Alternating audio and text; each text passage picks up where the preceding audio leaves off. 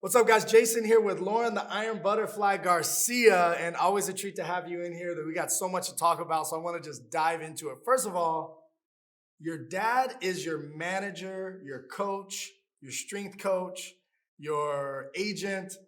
Tell us what that's like. He's got a lot on his plate, and he's your dad. You guys have a close relationship outside of the sport. We definitely had a closer relationship, I think, as I got into fighting. Okay. And I talk about it all the time. So it's like a bonding thing for you guys? It's a bonding thing. I think it's also just, it's kind of unique for one of his daughters to want to get into fighting. And, he wants to make sure I'm well taken care of and all that. So I understand. And honestly, I trust his judgment more probably than anybody else outside of the family, I guess you could say. Right.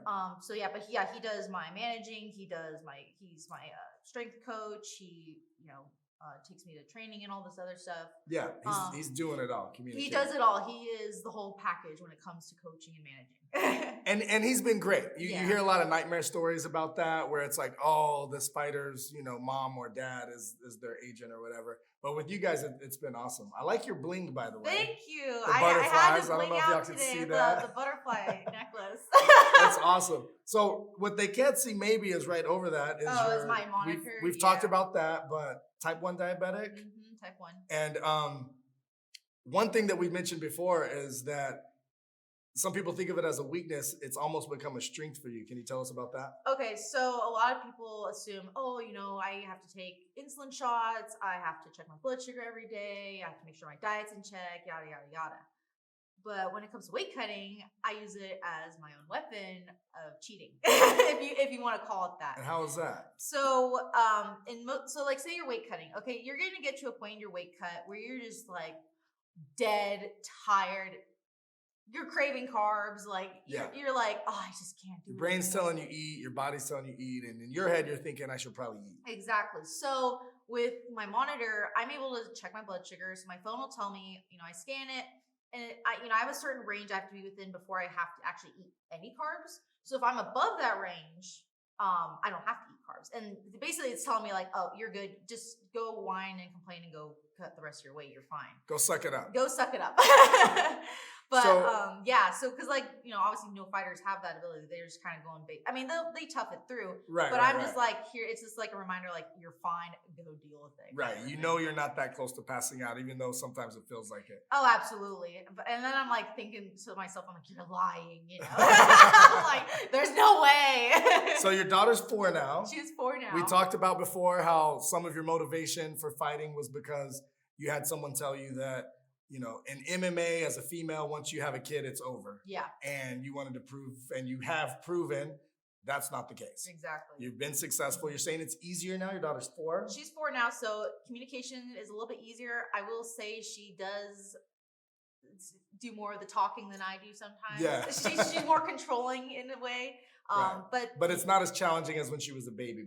No, that's when I wanted to be more involved with her. Yeah. And now that she's 4, it's I could just go drop her off. She's cool, she's chilling, and she's got so many people that can watch her and take care of her that just adore her. Absolutely. And I can go and train. So we had a photo shoot recently at one of our epic appreciation parties, and you came up, and I don't know. Obviously, you know this, but you're a beautiful woman. Thank you. And so we also had another fighter too that showed up that we were get in the photos, jump in front of the cars, take some photos. And you guys were like, wait, we're here for the appreciation party. Actually, I was told ahead of time about the photo shoot. That's why I was kind of all dressed up in my You were looking good. Yeah, thank you. Yes. But tell us what that's like to be because in your head, I'm a fighter. And then it's be glamorous. What is that like? Is it a shift in your head? It's a little bit of a shift.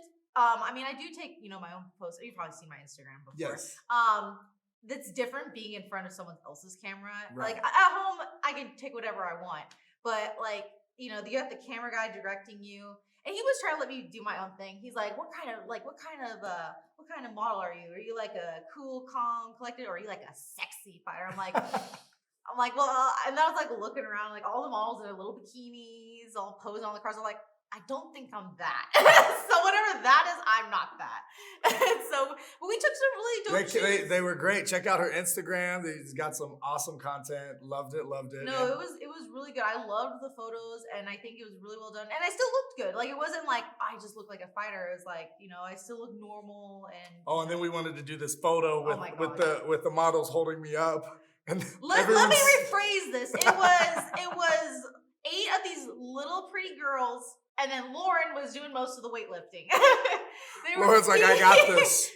No, so they wanted to like lift him up, and he's like basically like doing the little I have the time, that kind of little pose, but like the other way. So all the girls have like their little hand up, and I'm over here on the back like, are we done yet? Yeah, I definitely felt the difference whenever you got involved with the pushing me up. So your last fight, you came out strong, you trained hard, and for the people who knew you and the people who didn't know you, a lot of people talked about that was a very emotional experience. It was very like heart-wrenching to watch. It didn't go your way. It turned out that this girl, she had your number on the stand-up, on the ground game. What was it like to put so much into a fight? You were strong, you were healthy, you looked good, but just to feel like you were defeated by someone like that. And what does it do for your psyche and your training and your motivation? So I will admit, in the ring, I didn't have my best moment, and a lot of people saw that live. And I had that moment. It took me maybe a couple days to kind of refrain and get my energy. You're talking about the moment after the fight? After the fight. So those of you that didn't see it, it was at Valkyrie, a great all women's MMA promotion. And yeah, it was like a breakdown. It was like an emotional, like everything. But I'll even admit, like even prior to the fight, I got a little nervous. And like I get nervous, going into any fight, but it was like different. Like I'm never nervous going into the cage, but for some reason I couldn't get the nerves out. And even one of my coaches that talked to me after, he's like, I could tell you were a little nervous. And I was like, yeah, I don't know what it was with me. I think in my mind, because we were pretty fairly even, I would say, for the most part. I mean, she was a lot taller than me, and I give her credit. She has a really good jiu-jitsu and all this other stuff. She's a high level black belt from what I understand. She's a high level black belt. I do think my striking was doing pretty well for what it was. Yeah. But obviously there's things I need to work on. But yeah, I think I just kind of got in my head when we got to the ground, and I was just kind of like. So you're saying it took you a couple days to recover from that? Just a couple, and I wasn't like crying every day about it, but it was like I had to really think like what I did wrong, where I could have fixed it, and then I just went back to training after that. I mean, I did take my week off because I do that after every fight anyway, win or lose.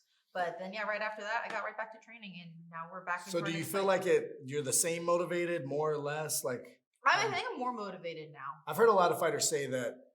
I had one world champion say, I don't remember all my wins, but I remember all my losses.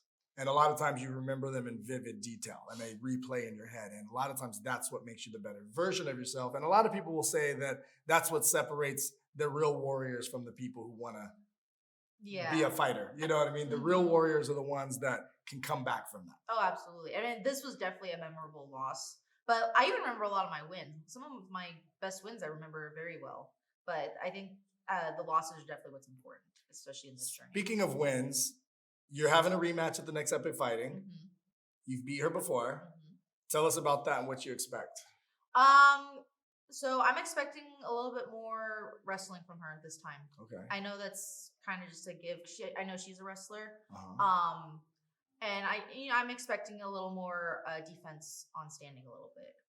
Not that I was really showing a lot of takedowns or anything the last fight, but I expect her to come back with something a little bit better this time, and I think that's what I expect for all my opponents going forward. So anything you want to say to your fans out there? I just appreciate everyone's support and following me on this MMA journey, and don't forget to watch me at my next fight at Epic Fighting 53. May 12th, you guys get your tickets, epicfighting.com. I'll see you guys there.